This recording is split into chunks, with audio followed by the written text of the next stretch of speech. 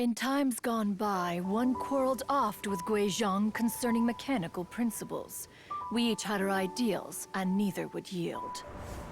Under the pretext of a social gathering, one invited the impartial Rex Lapis to judge the quality of our creations. But Rex Lapis declared that Guizhong's Obscuro Vulpus mechanism was superior. Though one was too proud to acknowledge it, in one's heart, one knew that Guizhong was indeed the superior talent in the mechanical arts. As for the story between Guizhong and Streetward Rambler, that begins with a certain bell. In Guizhong's opinion, while mechanisms were no substitute for human composers, they were yet capable of producing simple but fine melodies. But Streetward Rambler believed music to be an expression of the soul, an emotional enterprise that could never hope to be replicated by machinery. They argued endlessly, until one asked Rex Lapis to intercede. He confiscated the bell and designated it for ceremonial use.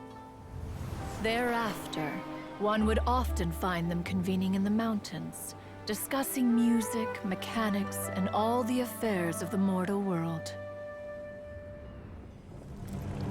But these good times were not to last. War broke out between the gods, and soon engulfed the Guili Plains. Guizhong was overpowered by the enemy, and fell in battle.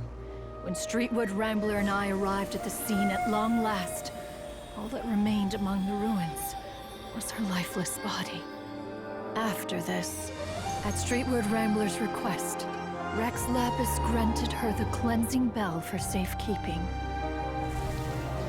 To honor our friend's memory, one made a few finishing touches to her ballistic device.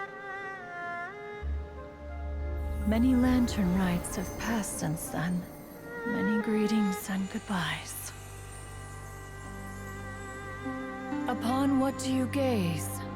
The Guili Plains? No. It's everything.